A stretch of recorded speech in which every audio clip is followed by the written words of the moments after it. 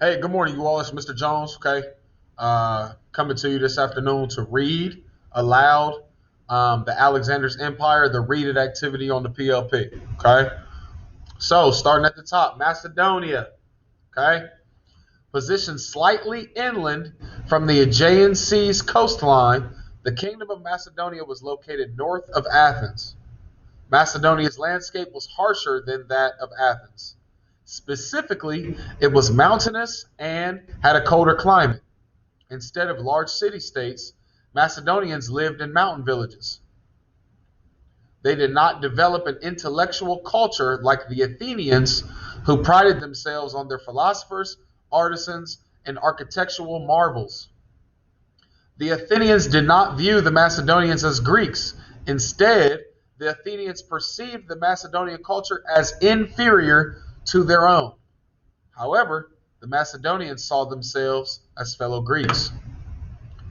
Philip II, who had grand visions of building a vast empire, became king of Macedonia in 359 BCE. He saw that Athens was weakened from the Peloponnesian War. Athens' navy had shrunk, its military was weak, and its economy was in shambles. The Greek police became less powerful as they fought against one another. In contrast, Philip II established a strong central authority among chieftains in Macedonia. He commanded well-trained soldiers who were equipped with an innovative weapon called the sarissa, which was a type of long spear.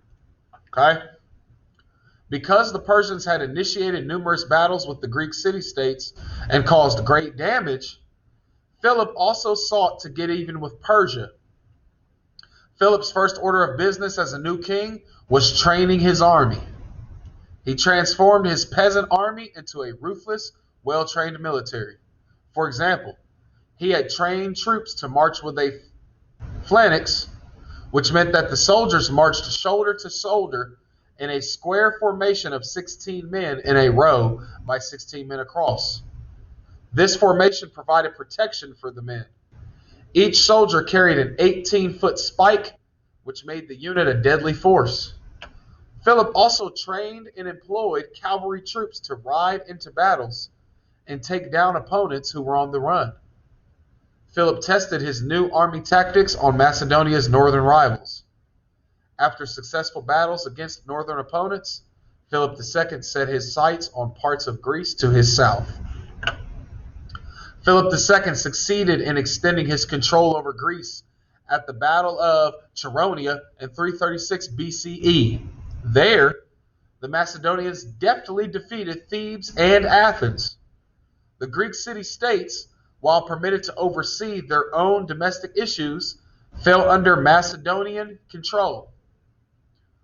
Philip II's grand dreams of a large empire were taking shape. He planned to conquer Persia next, but he never had the chance, as he was assassinated by a former guard at his daughter's wedding. Alexander the Great's empire.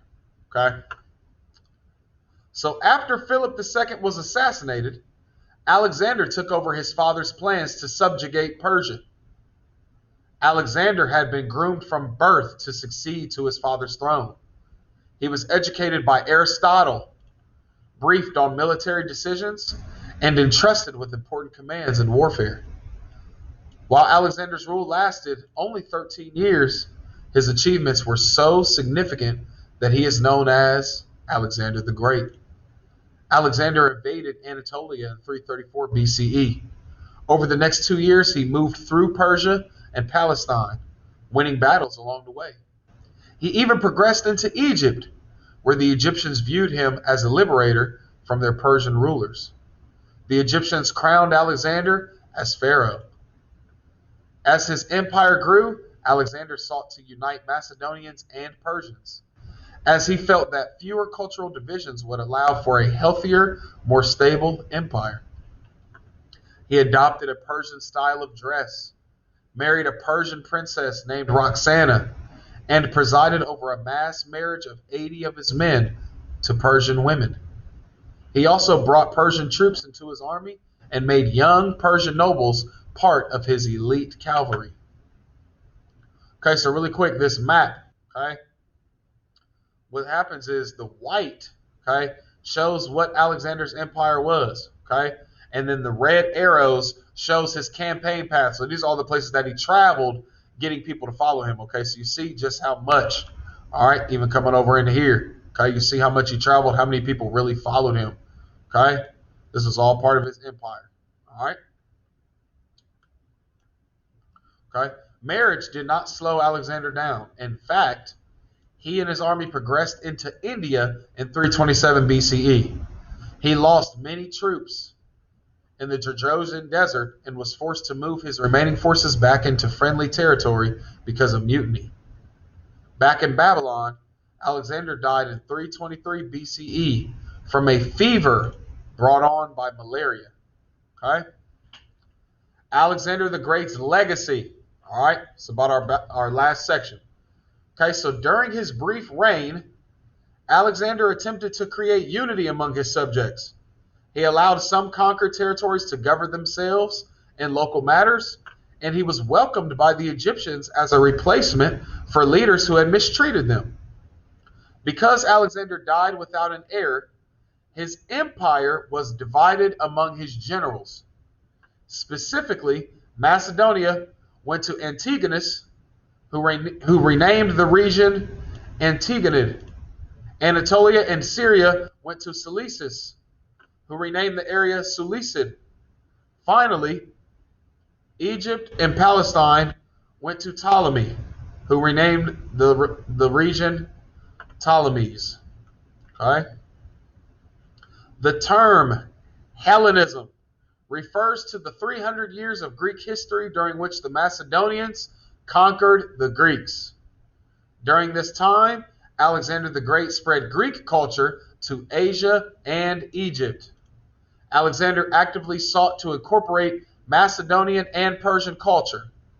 By bringing Persians into his household and government, he helped to incorporate their cultural practices into the lives of the Macedonians and the Greeks.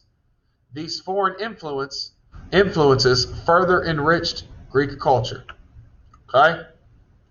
So this reading will help you with the show it activity, okay? The Alexander's Empire show it. All right?